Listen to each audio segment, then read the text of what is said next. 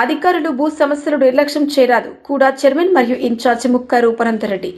ఓబులవారిపల్లె మండలం గొబ్బూరువారిపల్లి చిన్నంపల్లి గ్రామం నందు రెవెన్యూ సదస్సులకు హాజరైన కూడా చైర్మన్ మరియు ఇన్ఛార్జ్ ముక్క రూపనందరెడ్డి. బాధితుల నుంచి ఆర్జీలు స్వీకరించి సమస్యలు అక్కడికక్కడే పరిష్కరిస్తున్న కూడా చైర్మన్ మరియు ఇన్ఛార్జ్ ముక్క రూపనందరెడ్డి. రైల్వే కోడ్ నియోజకవర్గంలోని 190% పైగా భూ సమస్యలు ఉన్నాయని, భూ సమస్యల పరిష్కారానికి ప్రతి గ్రామంలో రెవెన్యూ సదస్సులు నిర్వహించడం జరిగింది.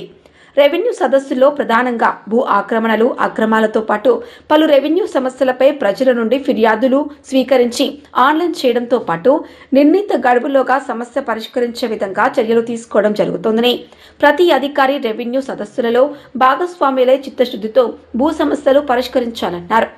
రెవెన్యూ సదస్సులో భూ సమస్యలకు సత్వర పరిష్కారం లభించిందనే నమ్మకాన్ని ప్రజలకు కల్పించి సమస్యలను పరిష్కరించాలని, ఇక నుంచి భూ బాధితులను పదే పదే కార్యాలయాల చుట్టూ తిప్పుకోకుండా రెవెన్యూ సదస్సులలో వచ్చే ఆర్జీలను వీలైనంత వరకు అక్కడికక్కడే పరిష్కరించేందుకు కృషి చేయాలని, రెవెన్యూ సదస్సుల గురించి ప్రజలకు పూర్తి అవగాహన కల్పించాలని Kadapa urban development authority chairman మరియు రైల్వే కోడూరు నియోజకవర్గ టీడీపీ పార్టీ ఇన్ఛార్జ్ ముక్క రూపానందరెడ్డి తెలిపారు. కార్యక్రమంలో అధికారులు, ప్రజలు, కూటమి నాయకులు పాల్గొన్నారు.